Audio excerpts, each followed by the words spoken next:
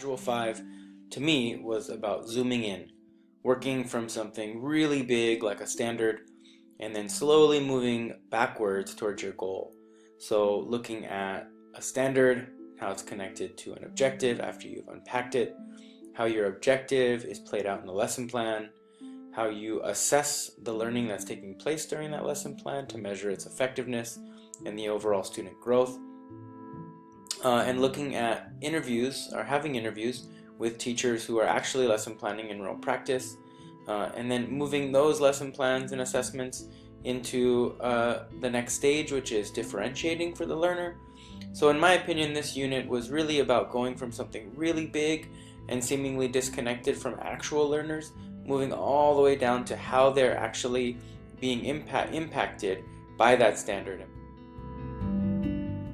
It was really helpful to see how a standard is actually connected to learning, especially in the interviews that I conducted with the teachers and how they approached the standard, which for ESL teachers who are working in different countries all over the world, usually it can be a little challenging since there really aren't any standards that are uniform for each country. You're kind of looking at a language that's being taught in different environments and different educational environments, which really impact what they expect of teachers and learners.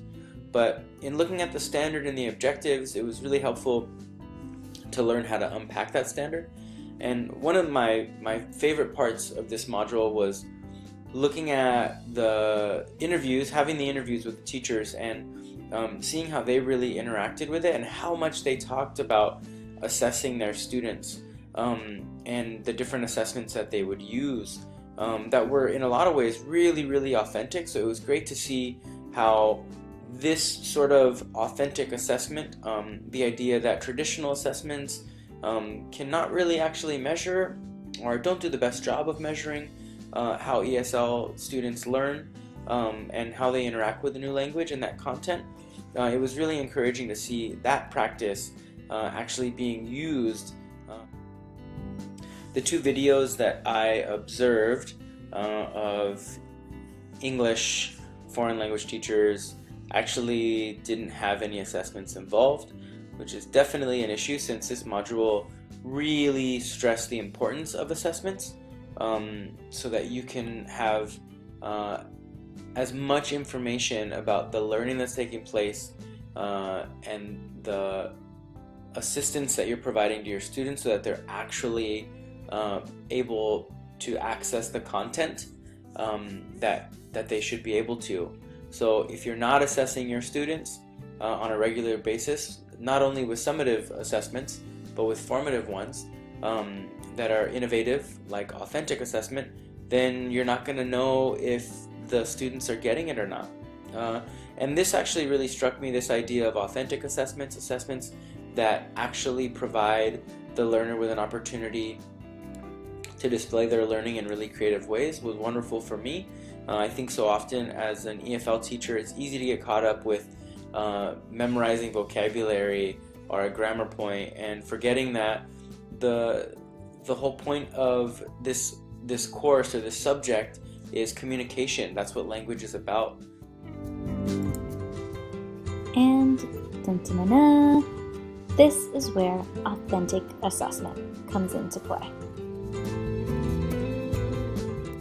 Experts in the field, such as Grant Wiggins, believed that assessment is authentic when we directly examine students' performance on worthy intellectual tasks. Wendy Barber believes that assessment is defined within the context of stimulating, authentic, life-related tasks. Thus, authentic assessment provides students with the opportunity to demonstrate their understanding in the context of a real-world scenario that they may one day encounter. Again, the videos I observed that I'll speak in more detail on near the end of this video didn't really do much in the way of differentiation for their students, maybe a bit for their students' interests, but they definitely didn't take into account the student's readiness or the student learning profile. But this module, I felt really effectively conveyed how important these things are. They're definitely something that I had thought about in the past in teaching EFL, since a lot of my students are at different readiness levels, since they're from different backgrounds and have vastly different language acquisition stage levels. So student readiness is something that I actively think about with lesson planning and unit planning, but definitely the student learning profiles and using student interests as a tool were things that I hadn't really thought about within planning a unit in that big picture way. So it was really nice to have more access to that information, especially insofar as getting the students' input and using them as a source of information rather than trying to do any guesswork. So building the live binder and looking at how all of these different categories play in really to building strategies was actually really quite helpful, and something that I hadn't really thought about, especially insofar as using academic language, which I guess it's kind of ironic since we're studying the language, so of course all of it is new to them and something that I should be really aware of in how I can approach teaching it and what the students can really do with it. So overall, I'd say that looking at how these strategies play into building a unit plan and a lesson plan was really helpful and really challenging in some ways.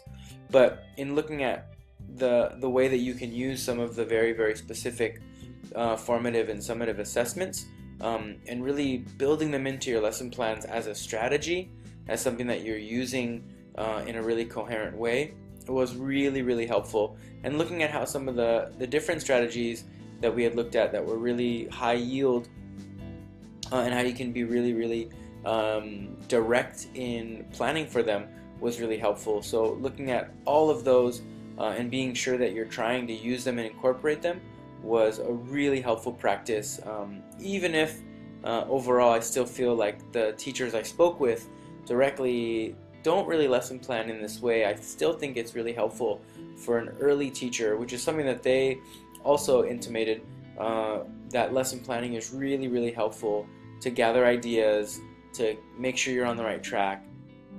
Entree. Entree. What's an entree?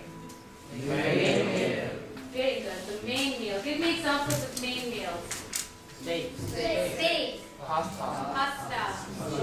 Chicken. Very good. These are examples of main meals. I'm going to teach you some more words connected with jobs now. Do you know what this man is doing? What's his job? He's Neil Armstrong. Okay, what does Neil Armstrong do? He's an astronaut. Yeah. Listen, astronaut. Say together. Astronaut. Astronaut. Astronaut. Astronaut. Can you say? Astronaut. Good. School was on break during this module, so I was unable to observe two of my co-teachers in the classroom, and I had to use two videos. So I chose two that were specific to my subject area, which is again English as a second language or as a foreign language, and I chose two videos trying to look at some older students. So this is a middle school class, and this is actually a teacher's training TESOL course with adults. And actually I was pretty underwhelmed by both videos for other reasons I've touched on. You know, in looking at what's expected in this unit with a standard and objectives and a lesson plan that has assessments built in and differentiation and specific strategies, I really didn't feel like either of these videos did any of that. There was no formative assessments. It didn't really seem like they had a standard they were working from. You know, this teacher was a little dry, to be honest, and the class wasn't very innovative. There wasn't a lot of involvement from the students. But I will say, at least, you know, it looks like she has some clear objectives here, so the learners know what's expected and what the goal for the class is. This teacher did a good job of looking at introducing the topic, which was jobs, and looking at some vocabulary.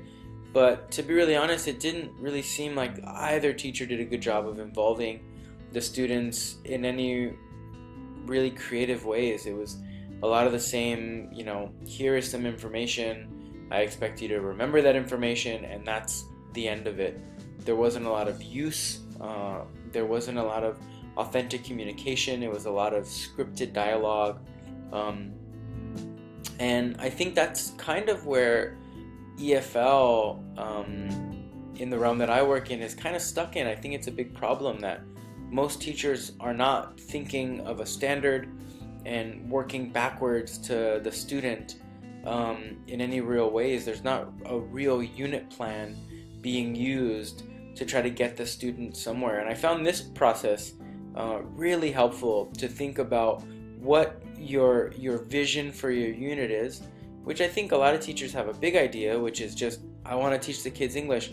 But in really breaking that down and how you're going to assess the students, what you're going to do throughout the unit, and really what's the goal for the standard and the objectives you're building upon, and where do these objectives connect to Bloom's taxonomy?